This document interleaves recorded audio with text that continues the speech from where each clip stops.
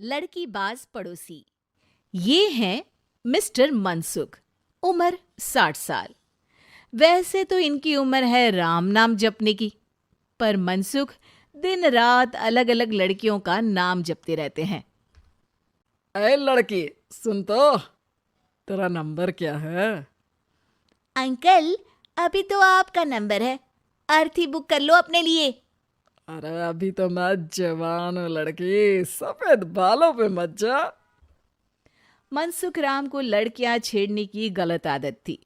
पत्नी बहुत पहले गुजर गई थी, जिसके बाद मनसुख खुले बैल की तरह हो गए। जहां दिखी नारी वहां लाइन मारी। मनसुख राम के पड़ोसी सोनी जी के यहाँ नई बहू आई। नाम था कल्याणी। अरे वाह बेटा कल्याणी, तेरे आते ही घर में खुशी खुशी हो गई है बेटा। अरे माँ जी, जलेबी खाओ, बात मत करो, बोलने से खुशी को नजर ना लग जाए। जैसे मोहल्ले की हर लड़की पे मनसुख की नजर थी, वो कल्याणी को भी बुरी नजर से देखता है। एक दिन कल्याणी छत पे मिर्ची सुखाने जाती है। दूसरे छत पे खड़ा मनसुख गाना गाने लगता है। उफ उफ मिर्ची, हाय हाय मिर्ची, देखे तो तुझे लग जाए मिर्ची। कल्याणी को लगता है कि यूं ही गा रहे हैं, शौकिया तौर पर ये तो होता ही रहता है। एक दिन कल्याणी आंगन में पौधों को पानी दे रही होती है।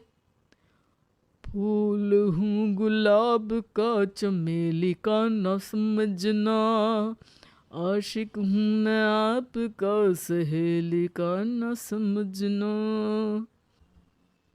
कल्याणी को ये बात बहुत अजीब लगती है, क्योंकि शायरी बोलते वक्त मनसुख उसी की तरफ देख रहा था। वो अंदर जाती है और अपनी सास को कहती है, ये जो हमारे पड़ोसी हैं। अरे दूर रहना उससे। हाँ, दूरी रहूंगी, पर ये थोड़े अजीब नहीं है? अरे अजीब, आवारा, ठरकी, पता नहीं क्या क्या आदमी है वो। हर लड़की पर नजर डालता है वो। उसकी उम्र की वजह से कोई उसे कहता नहीं। बाकी उसे आसपास रखना भी नहीं चाहिए। अरे पर ऐसे थोड़ी ना चलेगा, FIR करवा देनी चाहिए। हवालात में हवा और लात खाएंगी तो समझ जाएंगे। अरे यही तो दिक्कत है ना समाज की।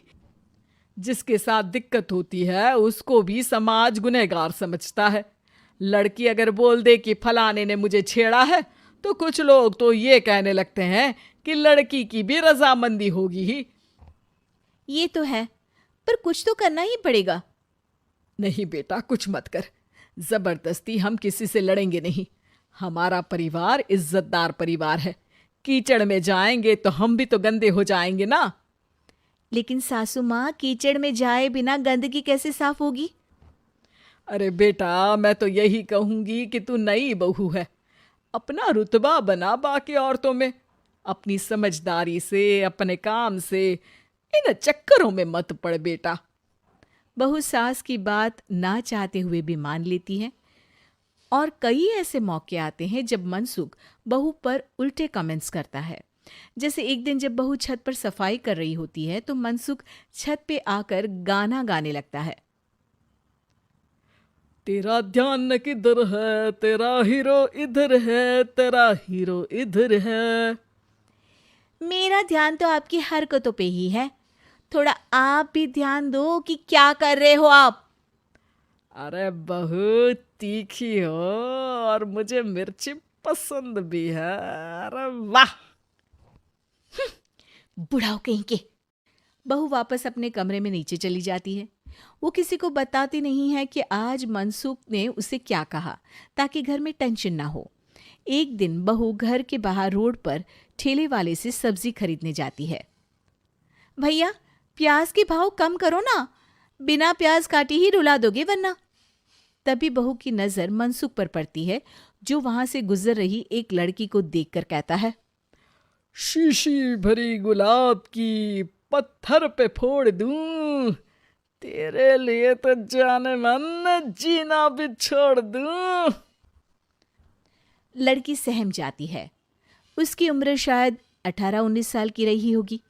बहू ने जब ये देखा कि मनसुख ने इतनी छोटी उम्र की लड़की को तंग किया है, तो वो घर में जाके अपने पति से कहती है, तुम्हारा पड़ोसी मनसुख, अरे बहुत नीच आदमी है।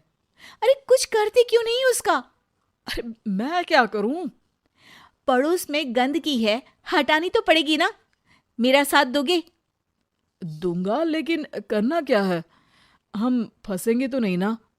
डरो मत, अच्छे काम करने से डरना नहीं चाहिए।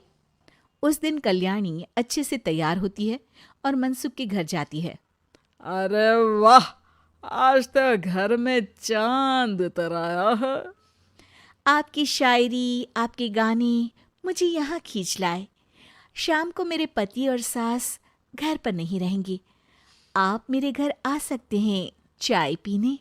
अरे जरूर जरूर, मुझे पता था तुम समझदार हो, पर इतनी जल्द मुझे पसंद करने लगोगी ये नहीं सोचा था।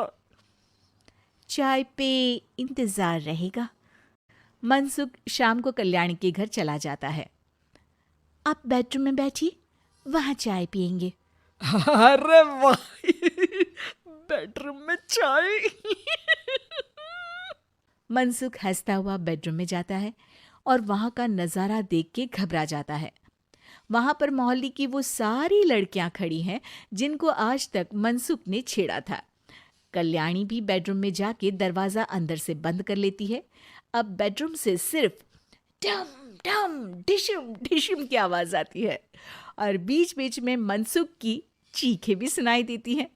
अरे माफ कर दो बिटिया, अरे नहीं नहीं नहीं, अरे डंडे से नहीं, अरे लग जाएगी।